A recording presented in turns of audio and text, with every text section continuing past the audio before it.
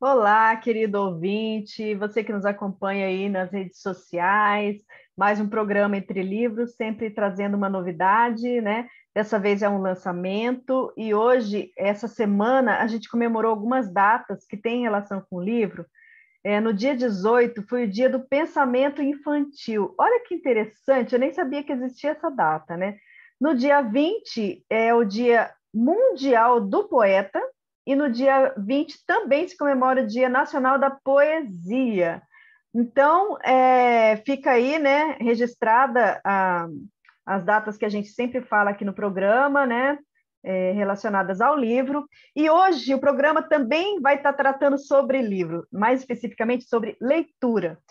O título é esse: Manual de Leitura Lúcida, Guia Prático para Ler Textos de Diferentes Áreas do Conhecimento. E a gente está aqui hoje com a presença das três organizadoras da obra, que é a Adriana Cauati. Ela é doutora em engenharia biomédica, professora universitária e é autora do livro Síndrome do Impostor. A Eliana Manfroy, jornalista e mestre em psicologia, também é autora do livro Antidesperdício Consciencial. Ela já esteve aqui no nosso programa apresentando o livro dela. E a Nina Rosa Manfroy, doutora em História Cultural, e ela é coautora do livro Receituário de Verbetes, que também já esteve aqui no nosso programa. Recebam, meninas, as boas-vindas. A gente quer, então, saber primeiro, né, o manual de leitura lúcida. Então, tem um qualificativo nessa leitura, não é apenas o ato de ler. Então, a gente queria ouvir de vocês, né, assim, primeiramente, uma abordagem geral sobre o livro. Esse livro foi redigido, né, com vários coautores. Então, né, vocês podem, inclusive, citar aí o pessoal que participou da obra. E aí eu deixo a palavra agora com vocês. Agora, quando é três, Aí fica quem todo mundo na dúvida começa? quem entra, né? Bem, eu achei até que a Eliana fosse falar, porque o nome Leitura Lúcida foi a Eliana que deu, né? O livro ele originou de um curso, Leitura Lúcida, né? Que foi encomenda do professor Valdo Vieira, que é o fundador da ciência Conscienciologia. E, e ele reúne 19 especialistas, né? 16 mais nós três, da área da leiturologia. E ele, assim, o que eu vejo o grande diferencial dele, ele tem uma leitura agradável, né? Para todo mundo, que é justamente para as pessoas qualificarem a leitura, né? Aprenderem a gostar de ler, ler com mais lucidez. Então, tem capítulos assim que ajudam bastante, que eu gosto, que acho que nesse ponto, por exemplo, o da Denise Paro, que é a leitura crítica de jornais e revistas, né? Porque não é a gente só ler, ficar lendo o jornal de qualquer jeito e aceitando todas as informações que vêm dos jornais, né? Então, tem esse aqui que eu acho que tem bastante a ver com a questão da leitura lúcida. Eliana, quer completar um pouquinho? Não, com certeza. Olá a todos que nos ouvem. Olá, Rosimeire. Obrigada pelo convite. O livro é uma antologia, mas ele, por ter diversos autores, cada um especialista aí na sua área, na verdade, ele dá uma visão bem ampla de várias áreas ou de vários processos da leitura que são muito interessantes, que eu acho que estão reunidos de uma maneira inédita, né, nesse livro, porque a gente começa desde como escolher livros para ler, né? A professora Hernani Brito é autor desse capítulo.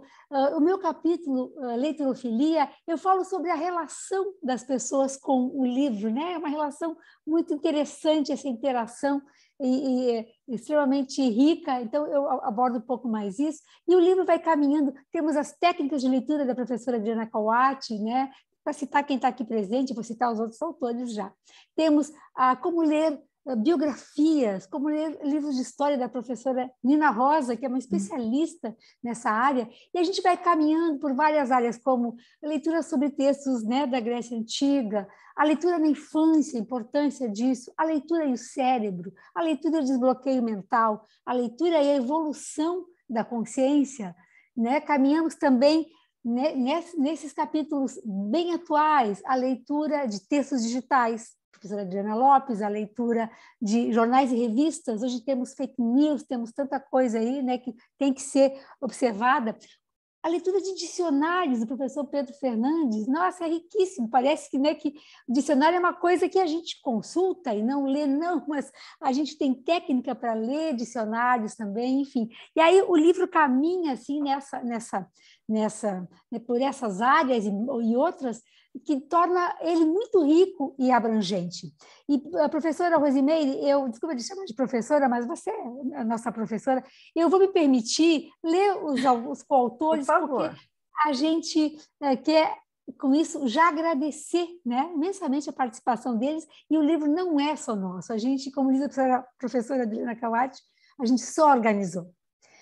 Autores são Adriana Lopes, Andressa Lima, Cristiane Ferraro, Denise Paro, Dulce Dal, Hernani Brito, Fernanda Schroeder, Lilian Zolé, Luciano Melo, que fez essa lindíssima capa, Mabel Teles, Maximiliano Raiman, Nara Oliveira, Otto Mendonça, Pedro Fernandes, Roberto Almeida e Roberta Bouchardet. É um time de peso aqui que está, né, reunido nessa obra. Você sabe, Rose, que esse livro, nenhum livro por si só, ele é suficiente, né? A gente sempre precisa ler vários livros.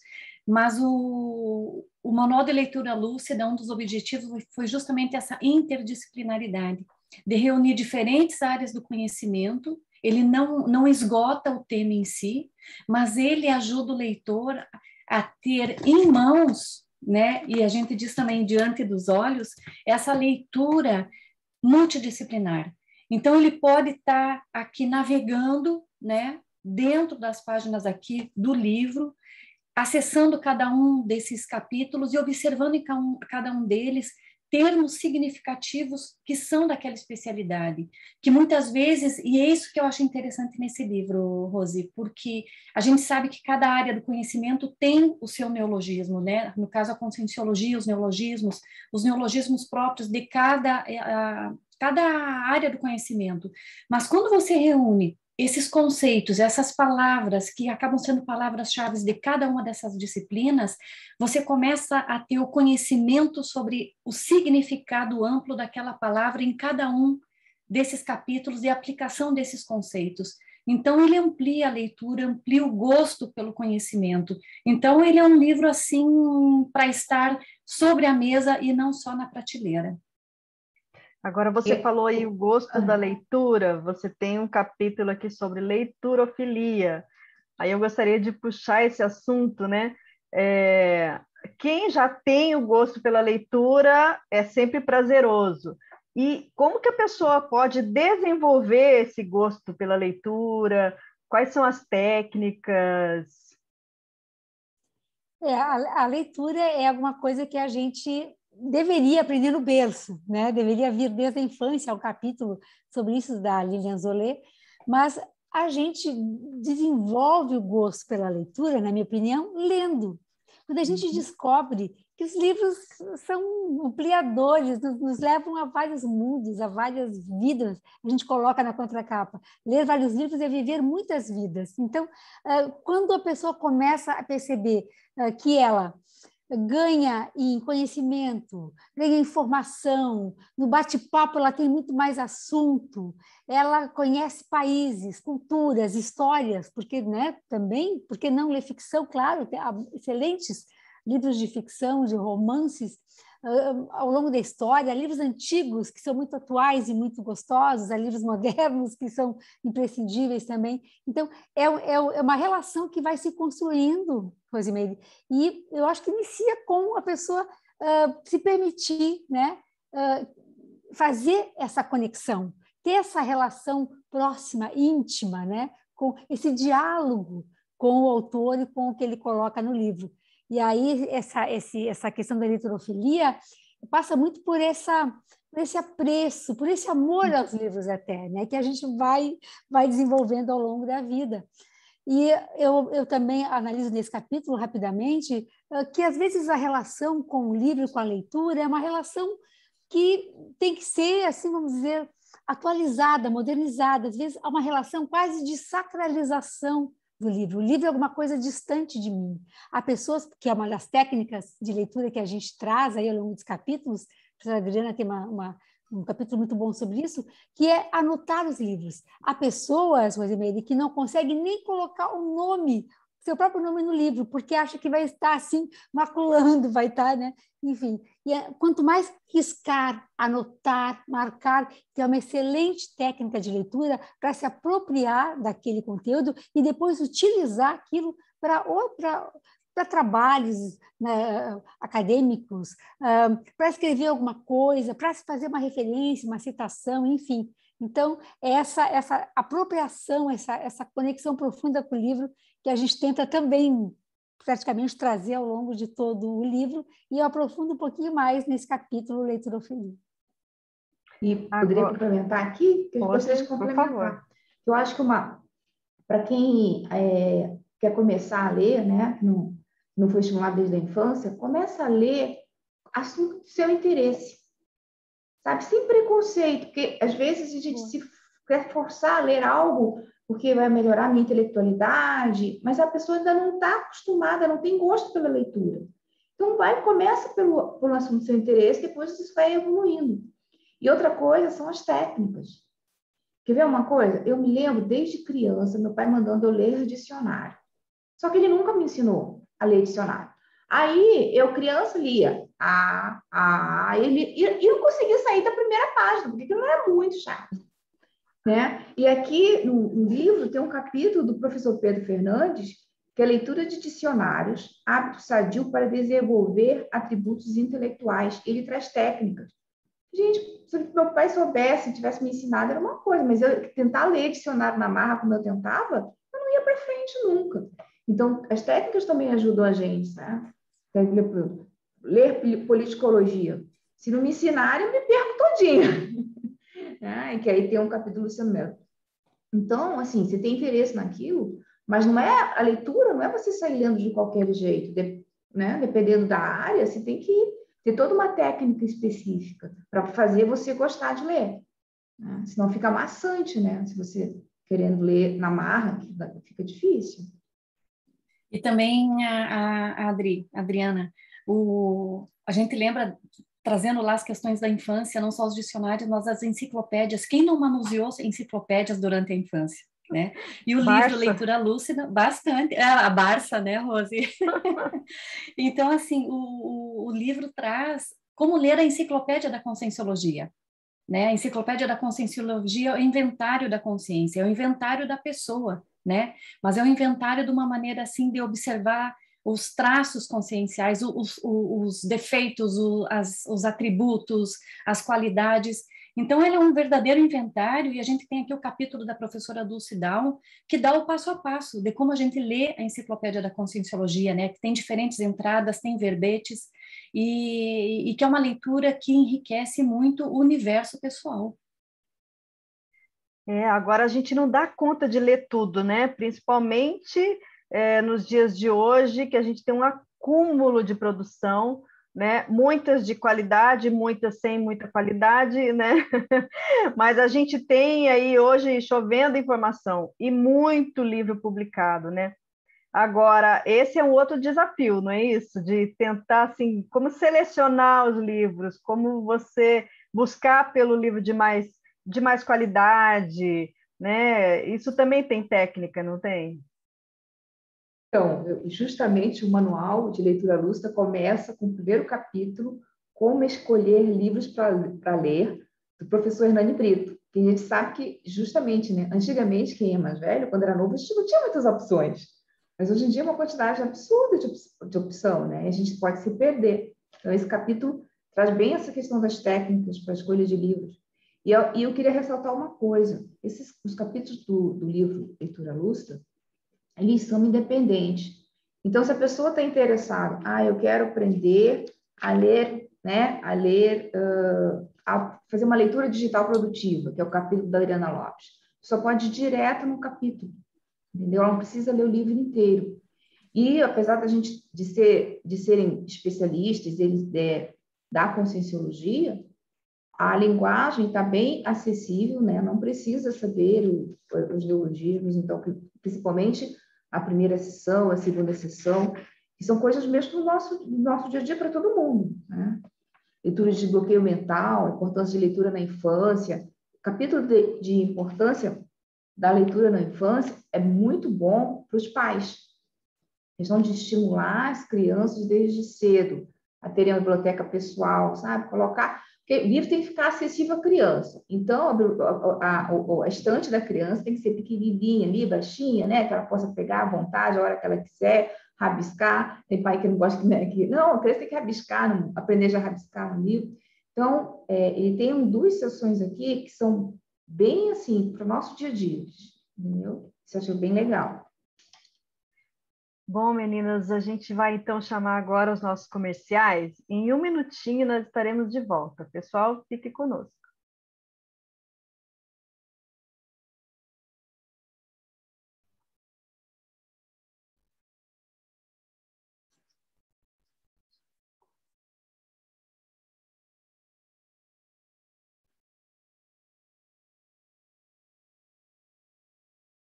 Nós estamos aqui hoje com Adriana Kawati, Eliana Manfroy e Nina Rosa Manfroy, falando sobre leitura lúcida. Meninas, você sabe que você falou, Adriana, sobre a leitura infantil, né? Todos os anos a gente da Epígrafe participa da Feira do Livro em Foz do Iguaçu. E a gente tem assim, sempre muitas crianças que a própria prefeitura libera para participar da Feira do Livro, né? E é muito interessante, assim, a gente observar que tem algumas crianças, não são todas, que elas ficam com curiosidade de ver, e as outras estão para passear. Então, a gente percebe bem que assim, há um estímulo ou não há um estímulo da criança, né? A gente trouxe aqui já a autora Twine Darros, ela que escreveu o livro Para que serve aprender a ler e escrever, que era justamente assim o motivo de como incentivar, né, pais, professores, tutores, incentivarem as crianças à leitura, né? Porque hoje, com essa era digital, parece que está se perdendo um pouco no interesse, inclusive em muitas grafias distorcidas, erradas, né? Culturalmente está tudo bem, mas na hora de redigir você tem que ter um cuidado, você tem que ter um estudo da gramática, né? E isso não é uma coisa que a gente está conseguindo, né? Assim, em termos de Brasil, estimular, né? E aí é só assim um parêntese, né? Porque você falou aí de leitura na infância, eu acho que passa, né? Por todo esse universo aí de incentivo mesmo, né, a criança desde cedo, porque senão adquirir o hábito depois, ela tem que ter muita força de vontade. E tem gente que fala assim, não, eu não gosto de ler, não, eu prefiro ver um vídeo. Não, eu não gosto de ler. Aí você fica assim, né, a pessoa, ela nem se preocupa de querer gostar, de buscar, né, o gosto. Ela simplesmente não gosta e não gosta, né? Faz mal para o estômago. Mas eu acho que é um pouco por aí, não sei se vocês querem comentar. Não, isso faz total diferença. Eu sou professora, né, na área de engenharia, sou professora do aula na engenharia elétrica, e aí as pessoas, para que o engenheiro precisa ler? Mas percebe tranquilamente os alunos que leram na infância e os que não leram, como os relatórios são muito diferentes, a apresentação das pessoas em outro nível. Eu pergunto, você lê? Sim, leio, gosto de literatura, e né, você percebe. Então, faz diferença até na postura do profissional, porque né, ele tem uma cognição melhor. Então, não é só porque, eu só gosto da área de exatas, então não preciso de leitura, porque eu não vou escrever na vida. Não, você vai escrever muita coisa na vida, na profissão, relatório, e-mail, hoje em dia tudo é por e-mail, né? E tem que estar com uma linguagem adequada na área profissional também, né? Então, a gente percebe claramente isso. Exatamente. Eu dei aula de ciências econômicas e eu ficava assim abismada com o tanto de erro ortográfico dos acadêmicos já quase se formando, que eu falava, gente, esse é o profissional que vai sair, então não tem nem a base, né, que dirá uma leitura mais aprofundada num tema, né, não só aquele da academia. Você inclusive fala aqui, né, de de escrita científica, de leitura científica. Você quer falar um pouquinho mais assim sobre essa área de atuação da leitura? Sim, é que as pessoas pensam que leitura de texto científico é só para quem é da academia. E a gente fala que não, né? Que isso é importante também. Por que isso é importante? Porque as coisas começam, pesquisas, novidades, nas universidades. E aí vão para o artigo científico. Até chegar na nossa mão, demora muitos anos. Então, se você quer estar mais atualizado, leia artigo científico. Agora, não, é difícil, jargão e tudo. Não, mas para tudo tem técnica. Tudo na vida tem técnica. Então, tem técnica para ler, como é que a gente lê, a gente explica como é que a gente faz para ler isso, entendeu? Ler os artigos. E eles são úteis para a gente. Acho que a gente, nesse momento, então, que a gente passou, a gente está passando ainda, né, da pandemia, o pessoal falando muita bobagem. E, gente, vai no artigo científico. Fulano que falou isso. Não, você tem que ir lá no original. Lá no original, entendeu? Ver o que os pesquisadores estão falando. Então, o básico faz parte para a gente, até para a gente cuidar da nossa saúde. Né? Que você vai deixar na mão dos outros, da sua vida? Não, você tem que saber. Né? Já foi o tempo em que você chegava e para o médico sem saber nada, né? E ele decidia tudo por você. Você tem que estar inteirado, saber das coisas. Até porque a gente sabe que hoje em dia tem várias linhas, né, diferentes dos especialistas e eles não estão em comum acordo, né? Nem tudo é um acordo. Você pode ver que a própria questão do tratamento do Covid não tinha acordo. Né? Tinham várias pessoas que diziam coisas diferentes. E aí eu vou seguir o quê? Então, para você mesmo se cuidar, também é importante a leitura. E eu falo, a leitura de artigo científico não é só para a gente da academia. É para todo mundo. Então, isso também é um mito, né? Que a gente, são vários mitos que a gente acho que vai quebrando ao longo do livro também. Entendeu? Vocês falam, né, aqui de vários mitos, né? Vocês podem falar alguns, assim, para a gente ter uma visão diferente do mito? Posso falar alguns aqui, depois a Adriana e a Nina Rosa também complementam.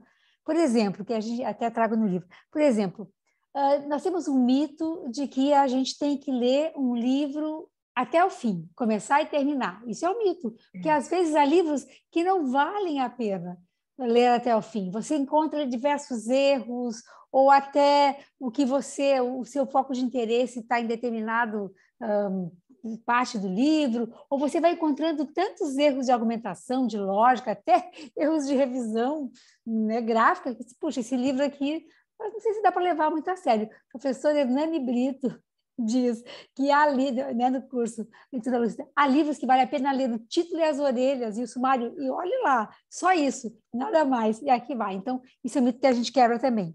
Outro mito é, por exemplo, eu não vou comprar livros se eu não for ler imediatamente. Não, livros a gente faça estoque, faça banco, né, de livros para ler. Isso é um belíssimo investimento, aproveitar, às vezes, ofertas, feiras do livro, livros ótimos, com preço excelente. Estoque livros, mesmo que você vá conseguir ler daqui a um ano. Compre livros de áreas de interesse, coisas que você vai querer estudar mais adiante. Faça isso, não há problema nenhum. Essa coisa de ter que, né? Outra coisa, um mito de ler um livro de cada vez. Às vezes, a gente precisa estar pesquisando, olhando, fuçando em vários livros ao mesmo tempo. Então, também é um mito que a gente pode estar quebrando. Um outro é, as pessoas às vezes têm preconceito, Rosimeire, de comprar livros usados, livros esgotados. Não tem problema nenhum. Compre o livro usado, se você não encontrou o exemplar novo. Às vezes, até o preço do usado favorece, né, bastante. A gente tem que comprar vários livros. Faça higienização, as técnicas de higienização para livro, bote no sol, use lá, né, o pincel, enfim, limpe esse livro. E, às vezes um livro usado é tão rico, tem anotações dos leitores já, tem, às vezes, eu já encontrei cartas dentro de livros usados. Chegava do sebo e tinha cartas, enfim. Então, são coisas assim que a gente vai, aos poucos, desconstruindo. Não sei se a Adriana e Nina Rosa querem trazer mais algum aí dos mitos? Estou sem microfone, Nina. Claro, desculpa, Rose. Eliana, eu quero trazer uma casuística pessoal agora que você falou das cartas. Quando nós mudamos aqui para Foz do Iguaçu, a gente fez uma doação de livros, né? Grande parte foi lá para a Holoteca, né? Que também a Holoteca faz parte aqui de um capítulo do livro que a gente pode tá comentando também, né? E outros livros que eram mais especializados assim na questão da educação, eu fiz uma doação para a Reaprendência. Passou um tempo, eu recebo um WhatsApp com uma fotografia. O nosso colega disse assim, Nina, eu acho que esse cartão te pertence. Eu ganhei um cartão da minha sobrinha, ela, sei lá, ela devia ter uns 8 anos, hoje ela está com 30. Então, ele disse, eu acho que esse cartãozinho te pertence. Então, quando eu fiz a doação, embora a gente folhei rapidamente o livro para ver se não tem nada, mas passou, então ele achou um desses bilhetinhos, sabe, Eliana? E foi uma satisfação tão grande, porque eu já tinha esquecido daquele bilhete, e eu botei aquele bilhete no livro, isso é uma mania que eu tenho, sabe, às vezes um bilhete, eu uso como marcador, aí de repente abre, tá aquele bilhetinho ali, então isso para mim, eu sou uma dessas pessoas que guardam no livro, sabe, Eliana? Ah, eu tenho uma casuística também. Hoje, bem hoje mesmo, né? Minha irmã foi para casa dos meus pais, em Campo Grande, e aí ela trouxe um dicionário do meu pai, né? Falou, vai ser mais útil para mim. E aí hoje ela chegou, que ela achou no dicionário um papel, até tá aqui. Gente, que eu comecei a fazer um dicionário amazonense, porque a gente morava no Amazonas, e aí eu fui colocando, olha, aperreada, sem dinheiro, arribar, suspender. Eu fui colocando o dicionário nessas falas diferentes de nós sul-mato-grossenses, né? E aí, gente, eu fiquei tão assim, falei, como assim? Aí a Gisele falou, isso aqui tem 41 anos, esse material tem 41 anos, e ela achou hoje lá. Gente, mas é uma coisa assim, né? É uma satisfação, é um resgate, né, Rose? É um resgate. É um resgate. É. Olha, a gente encontra esses achados, é um resgate da intelectualidade, é um resgate de um momento que foi um sentimento, aquela pessoa distribuiu ali um carinho através daquele cartão. Mas complementando também o que a Eliana estava falando, a questão dos mitos, eu não tenho problema nenhum em riscar. Esse livro aqui é 0 quilômetro, mas olha, ele já está pintado, tem algumas anotações aqui. E eu tenho mania, Rose, por exemplo, todas as coisas que se referem ao livro, eu costumo deixar junto a ele. Então, a gente fez o lançamento no domingo, né? Do dia 17, eu já deixei ele aqui junto com o livro, e eu costumo reunir no livro, quando eu faço assim, por exemplo, aqui eu já fiz a lista para quem eu vou dar o livro, já coloquei os nomes para quem eu vou colocar, e eu fiz também, Rose, eu tenho o costume de fazer o histórico, sabe? Então, meu livro já está todo riscado, sem dó nem piedade, porque toda vez que eu vou manusear esse livro, ele vai me trazer alguma recordação, alguma lembrança, e isso vai estimular a memória. Então, dentro dessas técnicas de leitura, essas anotações servem justamente para estimular a memória, várias memórias que a gente tem, né? Memória intelectual, afetiva, várias memórias. E isso ajuda muito no desenvolvimento de uma conversa, no desenvolvimento de uma escrita. A pessoa ela fica com um universo mais rico quando ela exercita o ato de ler. Muito bacana. Agora, vocês já falaram várias vezes de técnicas. Eu queria que vocês dessem assim, algumas técnicas que vão facilitar, né, o pessoal aí a ler, a gostar de ler. Vocês podem dar uma palhinha de algumas técnicas? Adriana? Adriana. Ai, a gente precisa para gostar de ler. Não, até que para mim gostar de ler é, primeira coisa, escolher algo que você goste de ler. Se é futebol, que comece pelo futebol, não tem problema nenhum. Eu dizia para o pessoal, falei, gente, eu acho que um dia eu vou de propósito pegar um livro desses bem, essas revistas Sabrina, não sei se ainda existe, Sabrina na minha época, né? E vou andar com ele por aí para dar um susto nas pessoas.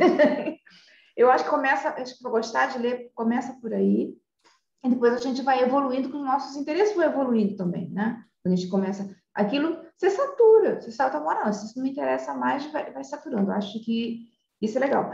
Agora tem uma coisa que tem a ver também com mito. A gente fala muito na escolha de livro que você deve ver se tem referência bibliográfica, ver se tem um sumário. Então, eu tenho um certo preconceito com livro que não tem referência bibliográfica.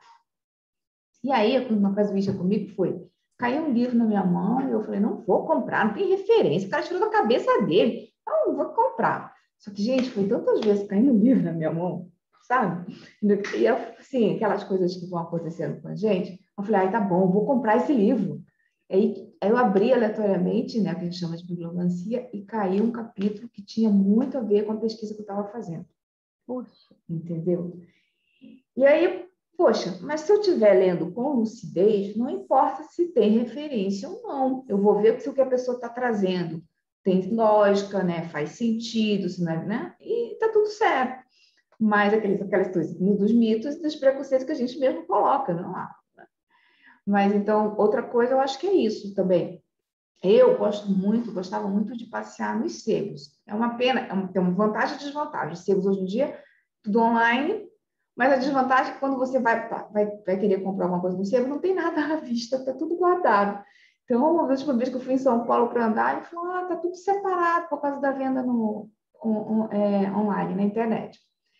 Isso eu acho legal, esse negócio de você ir nas livrarias, nos sebos, olhar o livro, pegar o livro para comprar, isso é diferente, gente. Pelo menos isso para mim é bem estimulante. Questão também, né, a questão do visual, né? Então, essa capa aqui, por exemplo, acho que se eu não conhecesse o livro, eu ia me apaixonar pelo livro, né? Que coisa diferente, que capa legal, bonita. Deixa eu olhar, deixa eu ver. Eu acho que isso ajuda. A técnica também da leitura da orelha, né? Para a gente ver do que se trata o livro. A história, às vezes, vem falando um pouquinho da história, de como ele nasceu, do livro, dos autores. Então, acho que para gostar de ler é isso, sabe? Essa coisa mais interativa de você pegar o livro, olhar, folhear, comprar livro que parece que é bobeira, depois dessa eu aprendi, parece que é bobeira. Então, compra. Eu, por exemplo, tem muito livro de autoajuda. Por quê? Porque também a gente no Brasil tem os livros não são tão bem separados nas livrarias. E os livros na seção autoajuda tem de tudo. Tem livros muito bons, livros excelentes ali. Então, você pegando, olhando, né, lendo as orelhas, eu acho que também você vai achar livro que tem a ver com você.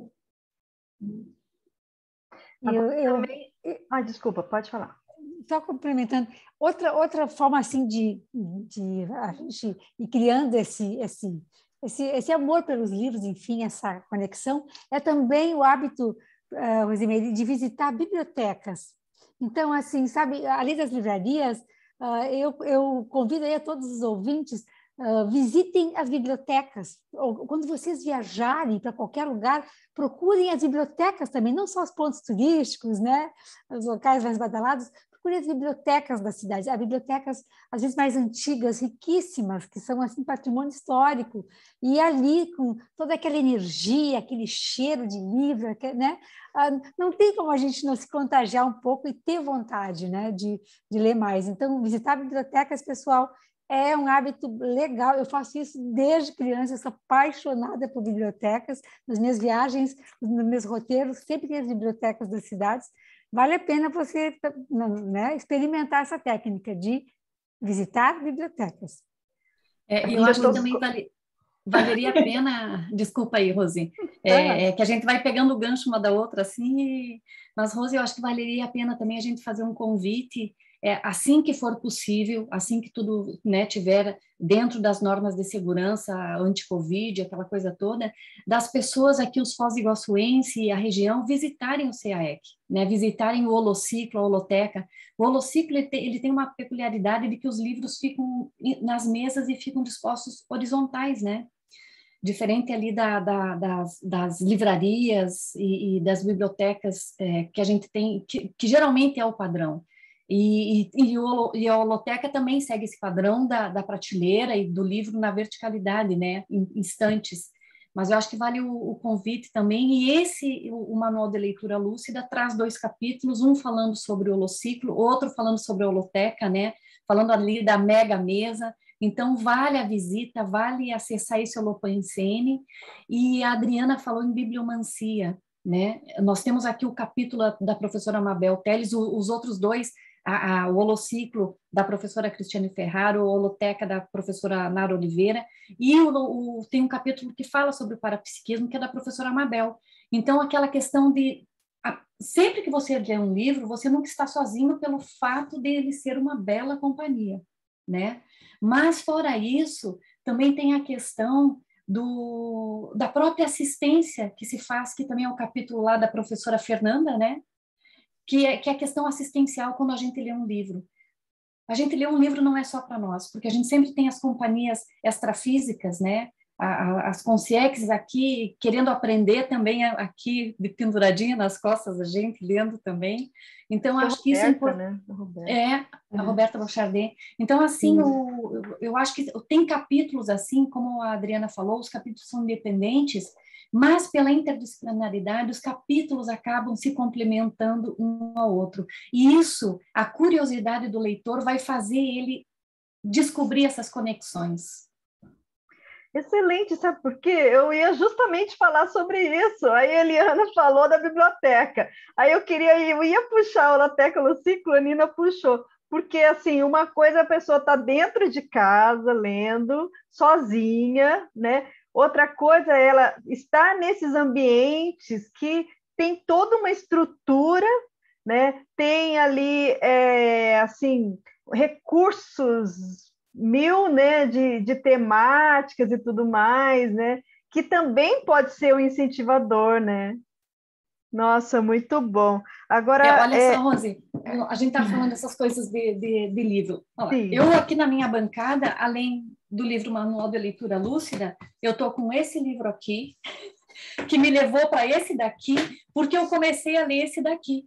Então, veja, a história do mundo em 12 mapas acabou me levando para o antidesperdício, e esse antidesperdício me levou a ver essa questão do estado vibracional. Então, como elas falaram, não é difícil, quando a gente começa o gosto pela leitura e a curiosidade, a gente ficar num livro só, porque um vai puxando o outro e a gente vai querendo saber o que se complementam, e a nossa curiosidade também, e a falta de conhecimento, né, Rose? Isso é importante dizer. A falta de conhecimento é um pré-requisito para a gente ler mais. Isso mesmo. Então, estamos feitos. A gente sempre tem esse pré-requisito. A gente está sempre faltando conhecimento. Sempre. Não tem escapatória. Só sei que nada sei, né? E esse negócio de biblioteca é engraçado, porque eu acabei postando, acho que foi esses dias, ontem, anteontem, no Facebook, sobre a questão de como eu ia para a biblioteca quando criança, porque os livros eram muito caros, né? Não tinham quase livros para infantis, eram poucos e eram caros. Então, também não tem desculpa da questão de não ter recurso financeiro para ficar comprando os livros, vai para a biblioteca, pega emprestado. Isso mesmo. Quando eu era criança, Adri, eu fiz a minha carteirinha na biblioteca do colégio desde cedo. E eu pedi orientação para a senhora lá, a dona Luísa, uma pessoa inteligente, assim, uma cultura. E ela cuidava daquela biblioteca como se fosse a casa dela. E eu entrei na biblioteca e disse assim, dona Luísa, o que a senhora me orienta? Eu tinha lá uns 8 anos. Ela disse assim, você vai começar pela coleção do Cachorrinho Samba. Nossa! Então, toda semana eu te dava um livro para ler a história do Cachorrinho Samba. Então, são coisas assim que a criança, como vocês estavam falando, quando ela tem o gosto pela leitura, ela vai lembrar daqueles personagens que ela leu, porque ela vive aqueles personagens. História em quadrinho também, teve um personagem que me marcou demais, o Esquálidos. Ele falava a palavra mais longa que tem na língua portuguesa, que é anti-inconstitucionalissimamente. E eu decorei essa palavra porque eu achei o máximo numa história em quadrinhos. Então, vocês vejam como é importante a questão da leitura para o futuro da pessoa, né? Gente, interessantíssimo esse papo. Nós estamos aqui conversando sobre leitura lúcida. Nós vamos chamar agora de novo, né, nos nossos comerciais, mas a gente vai estar de volta já já.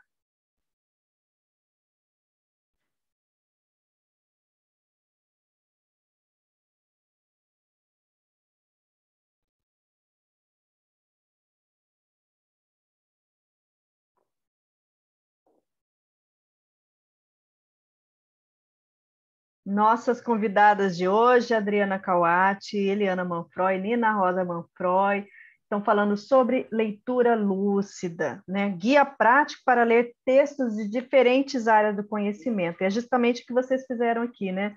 Vocês trouxeram diferentes áreas do conhecimento. Eu queria que vocês falassem um pouco dessa abordagem. Primeiro, vocês têm um capítulo aqui, né? A Fernanda Schroeder, do desbloqueio mental, a leitura e o desbloqueio mental. Como é que isso ocorre exatamente, assim, no ato da leitura?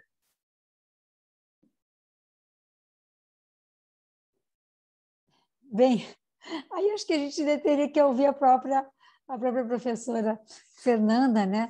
Mas ela traz um capítulo, enfim, de uma forma muito sintética, assim, de como a leitura, né, vai gerando, vai facilitando esse desbloqueio mental, e com esse processo você vai ainda conseguindo ter maior nível de aprofundamento, maior nível cognitivo, você vai ampliando o processo da cognição e você vai, vamos dizer assim, tendo uma capacidade maior de compreensão, de entendimento, de aprofundamento dos conteúdos lidos. Então, isso é uma coisa muito sintética, né?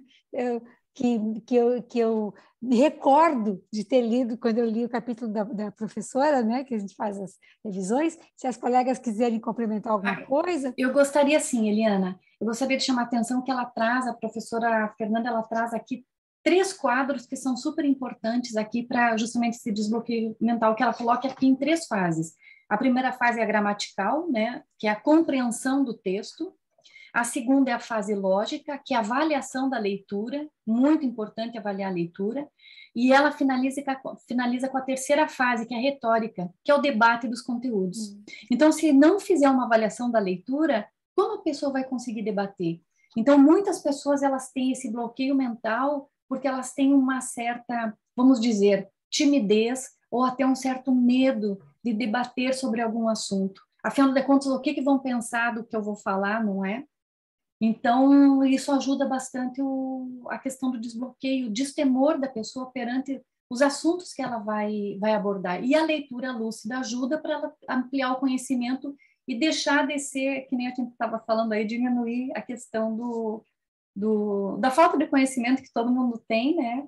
E sempre vai ter, porque é tudo tão vasto para a gente conhecer. Agora, vocês falam aqui também sobre quando o leitor se torna autor, que no caso, né, nós 4 somos mais ou menos por aí, né? Primeiro a gente lê bastante, depois a gente começa a produzir. E aí, quem que pode falar um pouquinho sobre isso? Eu acho que a Eliana pode começar, né, Eliana? Posso começar, vocês complementam. Eu acho que esse capítulo ele está fechando o livro, nós temos mais um apêndice, enfim, mas esse capítulo fecha o livro, Rosimeire, porque esse, na verdade, é o grande objetivo, né? Isso, assim, é a leitura coroada, é a leitura de fato, quando aquele conhecimento adquirido, aquelas reflexões, né, aquelas vivências com as leituras, elas se tornam alguma outra coisa, ou seja, algum outro tipo de conhecimento compartilhado, né, pelo leitor e aí agora autor, através de algum tipo de publicação. Então, na conscienciologia, na comunidade conscienciológica, o estudo e a produção, né, de conhecimento tem um valor imenso para nós, é um valor, né, existencial, um princípio evolutivo dentro da conscienciologia. Então, quando a gente reúne as experiências, as leituras, as reflexões, né, e, enfim, tudo que a gente tem como bagagem, né, ideativa, bagagem cognitiva, e compartilha isso através ou de um artigo, ou de algum outro tipo de texto, ou um livro, que aí, né, é uma coisa, realmente eu acredito que seja o top, nós vamos estar, assim, realmente fechando um ciclo, dando um objetivo maior, melhor possível para todo aquele conhecimento, que é produzir novo conhecimento, e publicado e disponível para toda a humanidade. Então, a gente quer sim que o leitor se torne um autor, e aí seja lido por outros leitores, enfim, é um circuito aí, né, virtuoso, um círculo virtuoso interessantíssimo, que quando a gente se torna autor, a gente entende muito mais, até a gente vai até com muito mais carinho, cuidado e respeito aos que outros autores já publicaram também, sabe? Então, é uma experiência que a gente recomenda. Leitor, tente, ouse se tornar autor também. Você sabe ler e escrever? Então, você é alfabetizado, então você pode também escrever. Escrita é para todos, não é só para alguns eleitos ou para os grandes intelectuais, é para qualquer pessoa que se predispõe a fazer isso. Claro, lendo muito antes, não é, professora? E esse é um outro mito também, né, Eliana, de que a publicação de livro é para poucos, né? Se tornar autor é para poucos. Isso também é um outro mito, né?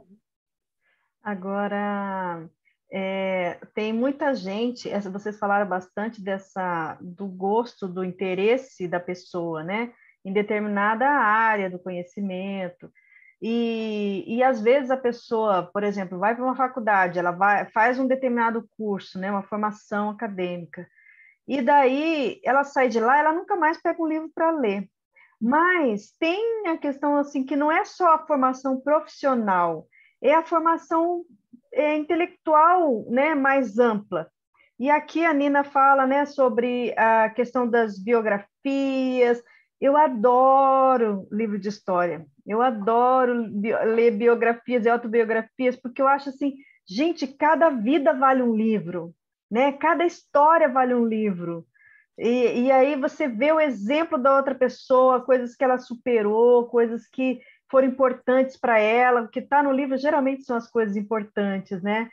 E aí, Nina, você quer falar um pouquinho dessa questão de ler biografias, da parte histórica mesmo? Eu quero sim, Rose. Você sabe que até no título do capítulo eu coloquei assim, leitura de biografias. Ler, analisar, criticar, porque a gente vai ver a vida do outro, a gente vai criticar um pouco, né? Afinal de contas, o que a pessoa fez com a vida dela. Mas criticar só não basta, tem que autocriticar, porque a gente acaba, de uma maneira ou de outra, se espelhando na história do outro e aprendendo, né? Então, eu coloquei isso aqui no título desse capítulo, justamente por causa disso. Então, as biografias, elas são ensinamentos para a vida. Aquilo que a pessoa acertou, a gente, poxa, se a pessoa conseguiu, eu também posso conseguir. E aquilo que ela errou, eu posso evitar, né? Porque a biografia permite que a gente veja a trajetória daquela pessoa, início, começo e o fim, né? E isso é muito rico, para a gente ver o quanto foi aquela trajetória, o quanto a gente pode aprender com ela. E eu acho interessante essa questão das biografias, e eu coloquei aqui na frase enfática também: a leitura atenta sobre biografias pode levar à autoleitura biográfica, a revisão da nossa vida, né? Sim. Facultando o autoconhecimento. Facultando por quê? Aprende quem quer, né? O autoconhecimento é livre, mas ele é prioritário e essencial para a inevitável e contínua evolução. Como a Eliana falou, a questão da conscienciologia, a gente não deixa de aprender nunca. Então, a evolução é constante, então vamos aprender. E se a gente aprender com os outros, a gente pode errar menos. Então, essa é uma função das biografias. E aí você também fala sobre a história, né? Leitor participativo, leitura interativa, e tem também a leitura sobre o conhecimento da Grécia Antiga, que foi bem específico, né, Maximiliano Haiman? O professor Maximiliano trouxe aí o conhecimento, ele é um estudioso, né, da Grécia Antiga, então ele trouxe algumas coisas aqui bem interessantes sobre a Grécia, ele traz aqui imagens também, não são muitas, né, ele trouxe uma imagem aqui da Grécia Antiga também, ele fala sobre a mitologia grega. Então, a questão da história, a história é muito rica. E aquela pessoa que quiser se aprofundar em qualquer um dos conhecimentos, ela vai conversar com a história, né, Rose? Diferente do que muito tempo no passado, eu já digo passado porque hoje o estudo de história mudou um pouco, mas ainda precisa mudar mais, que é só uma decoração de datas, não é? A história é dialogar com a história, conversar com a história, entender o contexto da história e se sentir um agente histórico. Isso faz toda a diferença na leitura de um livro sobre história. E até a questão da veracidade da história, né? Se você lê muito, você até pega os furos, né? de registros históricos que às vezes distorcem uma realidade por um interesse político, né? Assim, existem muitos livros que a gente, assim, pesquisando bastante, a gente consegue ver que há, né? E outros a gente nunca vai saber, né? Ou só depois que a gente dessomar. E, Rose, por isso que é importante em todo livro que a gente lê manter o princípio da descrença. Às vezes as pessoas pensam, li história, aquilo ali que está pronto e acabado. Não é, não. A história se reconstrói a todo instante. Então, colocar criticidade em cima e não acreditar em tudo que se lê. Vai pesquisar outros livros que você vai achar outras informações. E o que tem a ver com o cérebro com tudo isso? Como é que é esse processo aí do cérebro e a revolução cognitiva que o Roberto Almeida traz? Rose, antes de entrar nessa questão do Pode falar. cérebro, eu gostaria só de chamar a atenção para um outro capítulo também, que ele é bem interessante, ele tem muito a ver com o autodidatismo, que está diretamente ligado a essa questão da leitura, escolher livros, saber o que ler, né? A pessoa se tornar um leitor autodidata, que é a questão dos idiomas, escrito pelo professor Otto Mendonça. O que ele coloca aqui nesse livro? Otto Mendonça, ele coloca aqui nesse livro o quanto o leitor pode se tornar autodidata para estar aprendendo um idioma. E ele apresenta várias técnicas aqui com tabelas comparativas entre o espanhol, o francês, o inglês, o italiano, por causa das raízes das palavras, né? Então, eu gostaria de chamar a atenção nesse capítulo também pelo autodidatismo. E depois tem o professor Roberto Almeida, que ele traz a questão do cérebro, leitura e revolução cognitiva. E ele traz aí histórias lá do tempo, ele começa lá na cooperação social, ele faz um histórico aí, quase que da evolução humana, não vamos exagerar tanto, mas ele traz alguma questão assim, né? Porque o capítulo não vai dar conta disso tudo, mas ele se atém justamente na revolução cognitiva, do quanto a leitura fornece essa revolução cognitiva e a questão das neossinapses no funcionamento do cérebro e da saúde cerebral. Não sei se as colegas querem complementar alguma coisa também. Não, e é interessante que também chama a atenção da mesma coisa do último capítulo, que é a questão da leitura lúcida para escritor. Leitores lúcidos, escritores de ideias avançadas. Fala uma frase enfática. Então, esse processo todo cognitivo que é importante para a formação do escritor. E acho que é importante a gente lembrar que a leitura para a escrita não é necessariamente aquela pesquisa bibliográfica que vai entrar no livro. Tem toda a parte cognitiva que você tem que formar para isso. Por isso é importante da leitura na infância. Ela ajuda bastante a pessoa depois a escrever. As leituras de textos narrativos ajudam nisso. Então, ele vai falar bastante dessa questão também do cérebro, né? Porque a leitura é um processo complicado, não é um processo simples em termos cognitivos. E se a gente for desenvolvendo isso na infância, é muito mais fácil. Que vai desde da compreensão dos símbolos, né, até a compreensão do texto. Tanto é que a gente tem um índice alto de analfabetismo, né? No país e também de analfabeto funcional. A pessoa sabe o que os símbolos representam, mas não sabe o significado daquilo. Rose, eu gostaria de fazer um complemento também em relação a esse capítulo, que ele amplia a questão da cosmovisiologia da leitura e do cérebro, ele parte para o paracérebro, e ele traz aqui alguns contextos como multidimensionalidade, paracérebro, neolivros e autocosmovisão, cosmovisão científica, ele fala muito em retrocognição, ressignificação, lucidez, não tinha como deixar de ser, mas ele traz aqui alguns conceitos conscienciológicos que estão ligados com outro capítulo que foi escrito também aqui, que é a leitura de livros conscienciológicos, porque o professor Roberto Almeida, ele caminha para essa área aí da cognição ampliada, levando já para a multidimensionalidade, que tem a ver com esse livro de leitura de livros conscienciológicos, né? Então, quero ver se vocês também querem comentar um pouquinho sobre esses livros, a leitura de livro conscienciológico. Esse é um capítulo, né, para aquelas pessoas que não são familiarizadas ou não tiveram, né, acesso ainda a muitos conceitos e abordagens da conscienciologia. Então, é como se fosse assim, apresentando, né, o que são os neologismos, como é que é, uma coisa bem simples, como é que eles se constituem. Simples, mas complexa, né, Eliana?